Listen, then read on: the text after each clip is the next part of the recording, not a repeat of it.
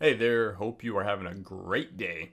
In this video, I'm going to talk about how to remove nodes from linked lists. Here is the code.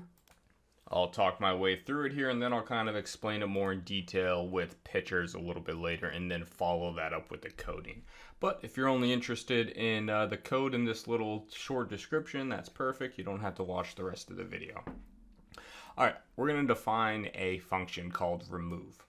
It's going to take as a parameter the item that we want to remove. Now this is whatever data you're basically going to search each node for. In the case that I've been doing so far, I'm basically going to pass remove a simple integer, 17, 23, 54, whatever. And this function is going to go through the list. It's going to find the first occurrence and remove it. If you have duplicate occurrences, it's not going to do anything special with that. It's only going to find the first occurrence and remove it. If you wanted to remove all occurrences of the item, you'd have to modify this implementation a bit. In order to do this, we really need to keep track of three variables here. We need to keep track of the current node, so whatever node we're currently looking at. This is very similar to the search and such that we need to go to the head of the list and then we need to traverse the list node by node by node by node, checking the data in each and every node there. So we need to keep track of whatever node we're currently at. We're going to default this to the head of the list. Just like searching, we're going to start at the head, so that's where the current node is going to default. The next thing we need to keep track of is the previous node. So what node did we just check? We didn't have to do this with the searching yet, but we do need access to the previous node because we're basically, in order to remove a node, we basically take the previous node and set its next property to the next property of the node we want to remove. I know that's confusing. It's much easier to see it in pictures, so I'll show you it after this. The next thing we need to do, and this is kind of optional, you don't really need to do it this way, I just thought it was a little bit more beginner friendly, is have a variable called found. We're going to default to false, and basically that's just like the search function. We're just going to use that to track if we found what we're looking for. Next, we're going to go into this while loop right here. Okay, so we're going to continuously loop as long as found is false and current node is not none. Okay, so this is important here. The current node is not none, because if I come in here and I have an empty list, right, my self.head and an empty list is going to be empty. So this current node on my first iteration for an empty list is going to be none. So in an empty list, this won't even execute at all. This while loop will not execute at all for an empty list. And always try to, work with that edge case where you're doing something on an empty list. Otherwise, we're going to go through here and for every single node, we're going to check if the data at that node is equivalent to the item I'm searching for. If it is, then I just set that found to true, which is then essentially it's going to stop this while loop, because this is saying while not found. The second we send found to true, this is going to evaluate to false, and then we're going to kick down here outside of the while loop. Otherwise, if whatever is at that node's data is not equal to the item, so this if statement up here evaluates to false, we're going to fall back here to the else statement. And all we're going to do is we're going to basically jump one node to the right. It's super important right here though. This is super important. You have to set the previous node equal to the current node first. If you don't do that, you're going to lose access to the node you just visited, and you're not going to be able to set its next property to the current node's next property when you find whatever you want to remove. Again, this is going to be confusing until you actually see it in pictures. Once we've done that, once we've updated and we're tracking our current node, or excuse me, our previous node, then we just got to say, okay, well, the current node, move it one to the right. And to do that, we just say current node is equal to current node.getNext. And that's basically going to walk us down the chain of our linked list. Now, once we're out of this list, we're going to do this one little thing right here. If current node is none. So this whole if statement is basically going to happen if you are searching for something in an empty list, or basically the value you're searching for doesn't exist. You can handle this a couple different ways. I basically said if you're searching for something that doesn't exist in the list, just raise a value error.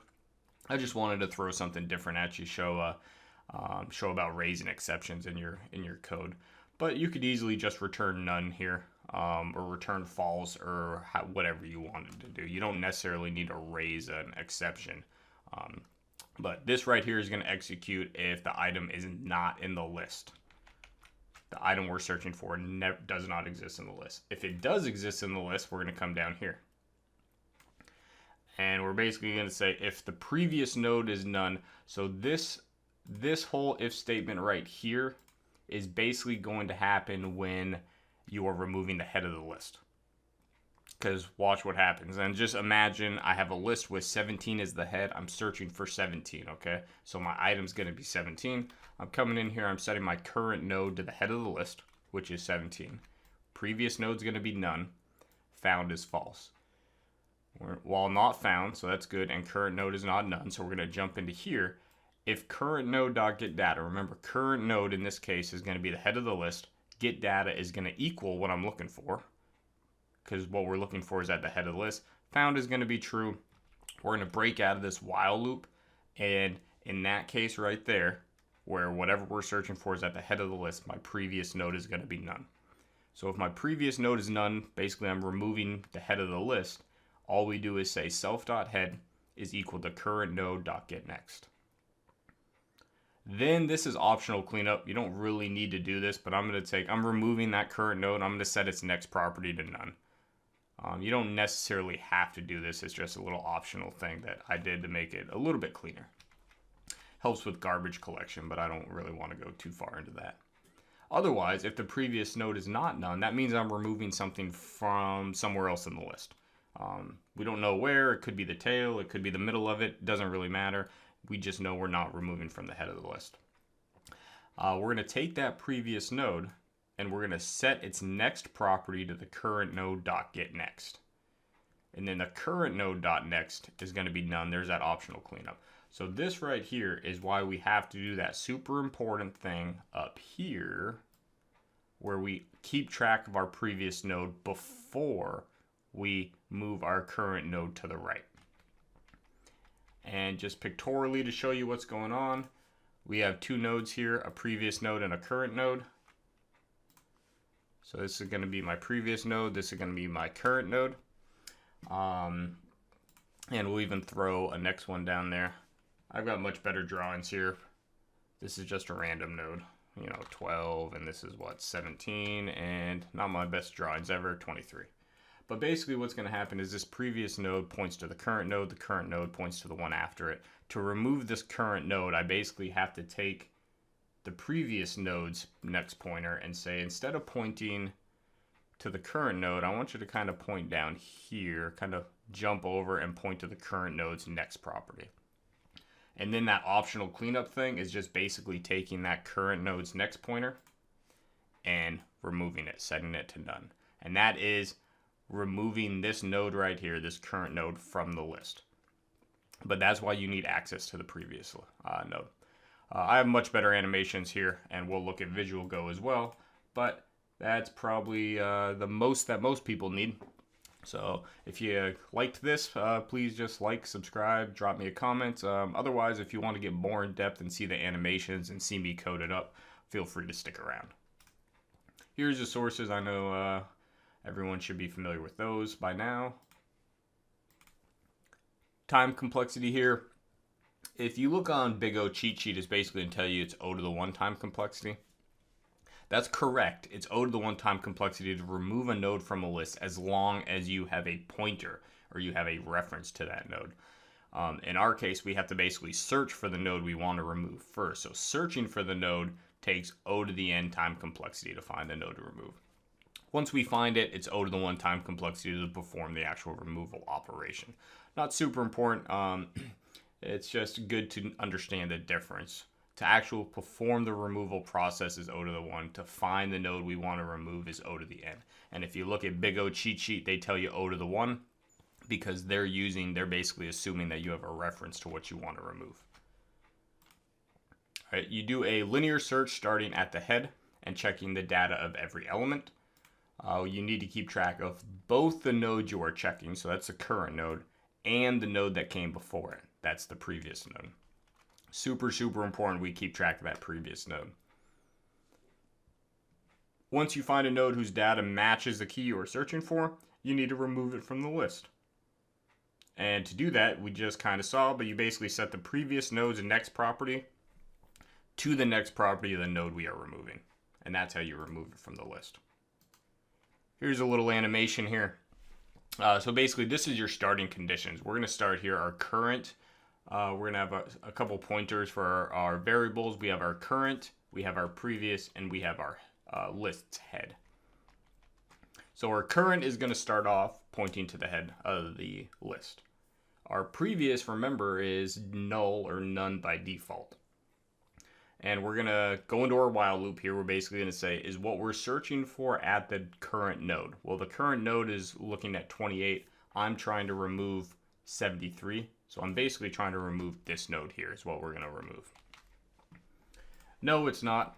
So the first thing we have to do is take that previous node pointer and set it equal to the current node. Remember, because we have to keep track of that. Then we're going to take that current node and set it equal to the current node dot next, which is just going to basically shift it one to the right. Then you just keep repeating that pattern. Is what you're looking for, is what you're searching for to remove at the current node. No, that's 15. I'm trying to remove 73. So I'm going to take my previous pointer, set it to the current. I'm going to take the current, set it to the current dot next, and repeat the process. So is what I'm looking for 73 at the current node? Yes, it is. So in this case, we're going to take the previous node and set its next property to the current node's next property. Then we're going to do that optional cleanup. Again, this thing right here, the optional cleanup where you set the current node's next property to none, that's optional. You don't necessarily need to do that. It just is a bit cleaner. The important thing is what's going on here with this 15 and setting the next property to the current node next property before changing that current node's next property to none. That is basically going to remove the link in this list for this node. And that's how you remove it. So let's look at this real fast in Visual Go, and then I'll do the code. So here it is in Visual Go. Here's my list. If I want to remove something, we're going to remove whatever is at index 4, which I think is going to be 0, 1, 2, 3, 4. Let's go index 3. Let's remove this 34. And remember, Visual Go uses a couple different names for their variables. They also use vertexes for their nodes. They also use a tail pointer. They're going to do kind of something weird with an aft pointer as well, but we don't really care. We're just looking at the process. So we're starting, here's my current node. We're starting at the head. Okay, we're checking if it's there, which it's not. So now my current node is basically moving right here. And my previous node is going to point there. We're going to check there. It's not there. So I'm going to move my current node over, shift my previous node as well. Keep going. And eventually it's finding what I want to remove. So it's basically saying, this is what I'm trying to remove, this 34. I have the previous node. Let me see here. So what they're doing is they're basically saying in this line right here, they're saying they're going to take this aft property, which is what this node is. Basically the current nodes, because here's our current node. This is what our current node is right here. This is my previous node. Okay, so this is P, this is C. And then they're just creating a variable called aft, which is going to point to the current node's next property. You don't necessarily need to do that. They're doing it right here. Right there. They're basically saying aft is equal to delete.next, and here is the node they're trying to delete. So they're just using a variable to do it. Otherwise, it's going to be exactly the same. They're just going to remove the reference to that. They're going to set the previous next pointer to that aft. or in our case, our current node.next. And then they're going to delete that node they just deleted. But that's the process. You've seen it in my little animations. You've seen it in Visual Go. So now I'll go ahead and code it up. Okay, here's my code editor here. I've already done my test cases for the remove. Basically, I said I'm going to check testing remove on an empty list. I'm expecting it to return, let's see, I need to do this because it should raise a value error. Let's see, yours could return none if you don't want to raise an exception, which is fine.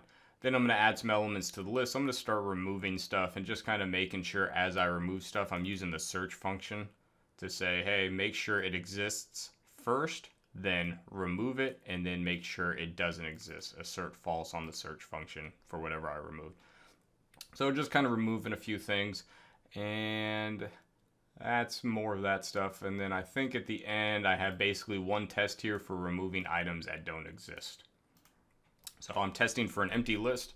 I'm testing removing a bunch of stuff, whether it be at the head, the middle, the tail, making sure everything still works correctly. And then I'm testing for removing things that do not exist in the list. And this should also, for my implementation, removing something that doesn't exist should return or raise a value error. Yours, again, could just return none or something. But all right. Enough of me talking, let's go ahead and code this up. So I'm in my linked list class. I'm gonna go all the way to the bottom. I already kind of made my little module docstring adding the remove. O to the n to find the item to remove, O to the 1 to remove it, and it only removes the first item in the list. So if I have duplicate items, it won't remove all of them.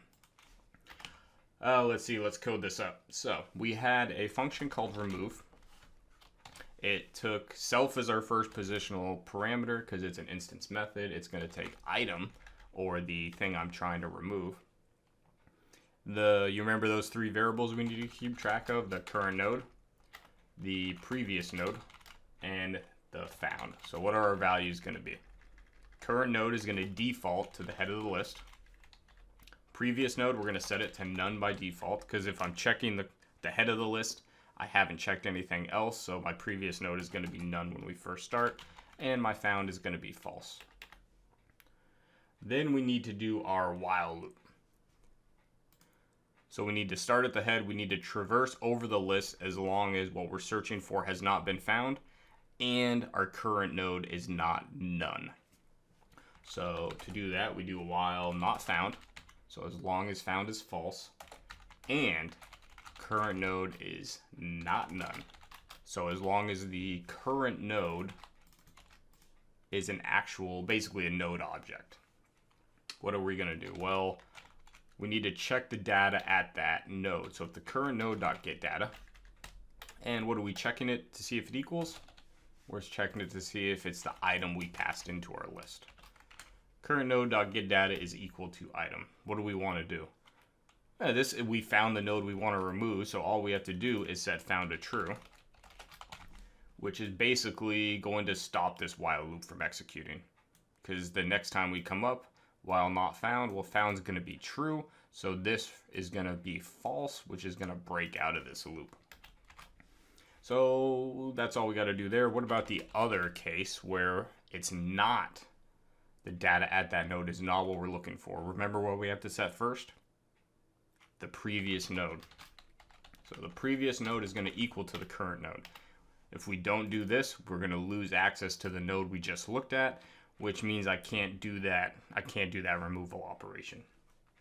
Then we're just basically going to move that current node one to the right. Current node is going to equal to current node.getNext. And that's it. Now what we're going to do is let's see, we need to handle the case where the current node is going to be false. Why do we have to do it? Well, let's just say, I'll throw a to-do here. Handle where current node is false, and that will happen if the item is not in the list. Or we have an empty list, which by default, if an empty list, you're searching for something or removing it, it's not going to exist in the list. But we'll just throw a to-do there, and I'll come back to that. Let's see here. What do we got to do next? So if we get all the way down here, the current node is the node we want to remove. To do that, we have to do that case where if previous node is none, that's going to happen. Remember, here's previous node is none. So that's going to happen if we are removing the head of the list. That's the only way that previous node is going to be none, if you're removing the first element in the list or the head of the list. So to do that, if I just basically need to move my head one to the right, I just say self.head is equal to my current node dot get next. And I could do the cleanup. Current node dot get next is equal to set next is none. I think that'll work. I gotta look at how my current node's class is. Let me see here. My node class. Oh, I got it up here. Node class. Yeah, set next. Okay. So set next is none. Then otherwise, the current node that we want to remove is somewhere in the list. So we just take that previous node. We set its next property. And we set it to the current node's .next property. A little confusing, but go back to those animations and pull them apart. In Visual Go, they did like this: aft is equal to current node dot get next, and then they would do previous node dot set next is going to be aft. That may make it a little bit easier to understand, but I'm going to do it here in one line. And then, again, you could do your cleanup here. Current node dot set next is going to equal to none. All right, I think that's going to work. Let's run our test cases. I know two of my test cases are going to fail. So this one right here, the assert raises, right? Because that's removing items that don't exist, which we said is right here in our to do. And then it's also going to fail right here, removing on an empty list, because that's part of that to do too. So let's just make sure all these tests pass, basically saying I can remove things.